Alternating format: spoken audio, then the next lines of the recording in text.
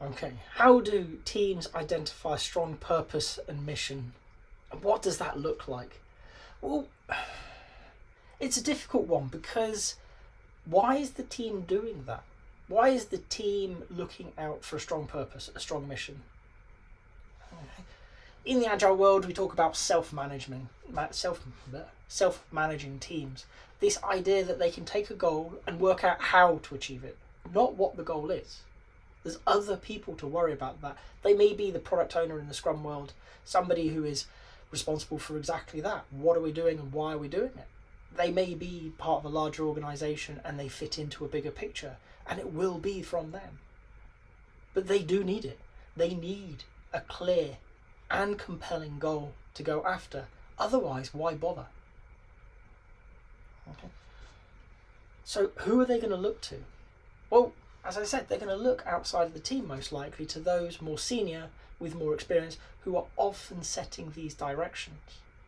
Okay. And as Scrum Masters, we need to help those people understand the importance of this. Without that compelling idea, why would they care? Why would they turn up and do their best work? Okay. For me, there's really two key types of compelling goal we see for teams today. It's either the cause-based one, things like Start With Why talk about this very nicely. What's the difference in the world that will happen because our product exists? How are we going to make that ding in the universe? Okay? And teams can get caught up in that.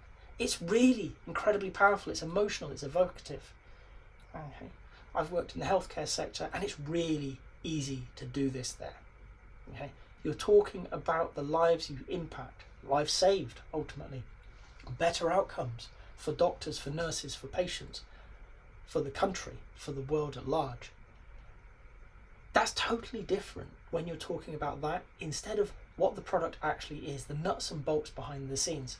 I remember working with developers and asking them what they did, and they quite rightly said, we transform data to be in human readable format. Great, you're correct, but I don't care. By introducing them to the work that they were actually doing, where it was designed to be used in the hospitals, they came away with a very different story.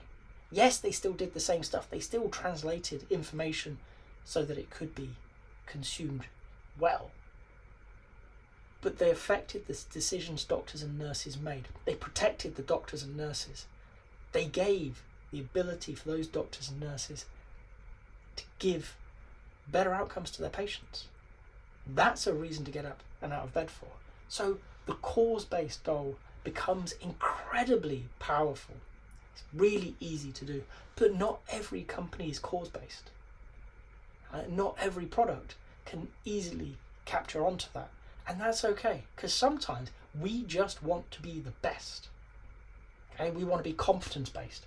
We are going to create the best widget that exists. We are going to be the best team that we can be, and that's great. If they can identify that, if they don't have a bigger cause to work towards, but they know they can be brilliant, that can drive many people forward. The idea that they're coming in to be better today than they were yesterday. Okay? So we work with our teams to understand the organisational goal and how it can compel them to bring their best work. And if there isn't one, what does drive them forward? What can we do that's different in the world? Okay? Why should they turn up to work and give their all? Because once we have that, a lot of the rest of it is very easy. We now have smart people who are driven to achieve a common goal. They are going to work out how to work together, how to achieve that goal. It's going to be difficult. If it was easy, we wouldn't be doing it. It's going to be difficult, but it's going to be possible because they are willing to try things out, get things wrong, learn from their mistakes, learn from their successes, hopefully, and ultimately achieve the outcome. The motivation is really strongly driven by that goal. With the autonomy that the Agile world brings, the idea that they can work out how. They're not doing what other people tell them to. They've been given a mission, they've been given purpose. They work out how to achieve it.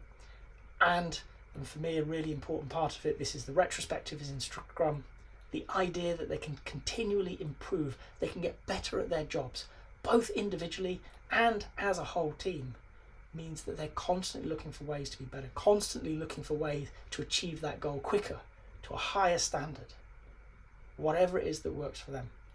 And then we have a highly motivated group of people, all built on top of, this is why we work together.